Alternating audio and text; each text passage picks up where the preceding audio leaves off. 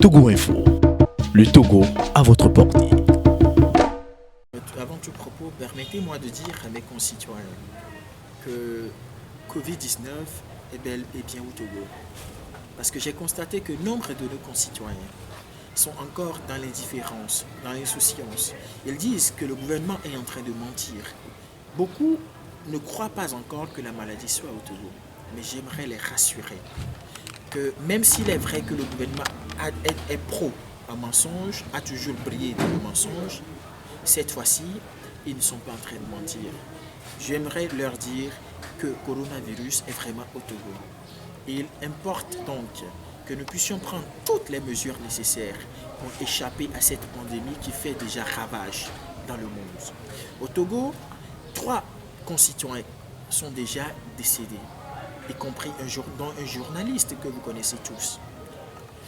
Ma prière est que nous puissions être préservés, que nous restions sains et saufs, que ce virus ne nous atteigne pas.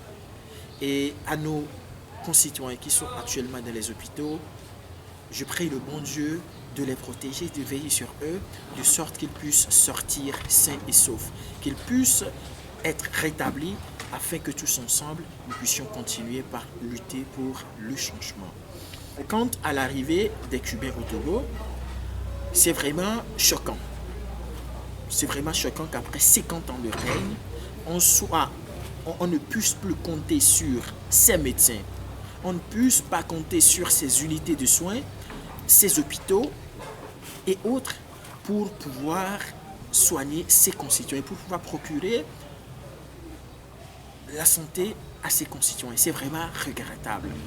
Et d'ailleurs, ces Cubains-là, je ne comprends pas. On dit, on nous prête assistance. Alors que quand vous partez à Cuba, le nombre de morts est largement au-dessus du nombre de morts que nous avons au Togo. Le nombre de personnes atteintes du Covid-19 au Cuba est largement au-dessus du nombre de personnes qui ont le Covid-19 au Togo. Mais entre le Cuba et le Togo, qui devrait prêter assistance à l'autre? C'est ma question.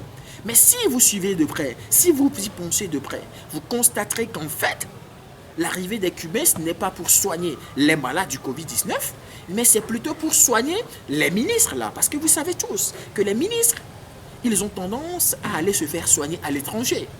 Ils ont des maladies bizarres et ils aiment aller se faire soigner dans les hôpitaux italiens, français, américains. Mais voilà que personne ne peut plus sortir pour aller se faire soigner dans les autres pays. Et donc, ils sont obligés de faire appel aux médecins des autres pays ou bien à des médecins qui ne sont pas nécessairement togolais parce qu'ils ne font pas confiance à leurs propres médecins, à leurs propres concitoyens.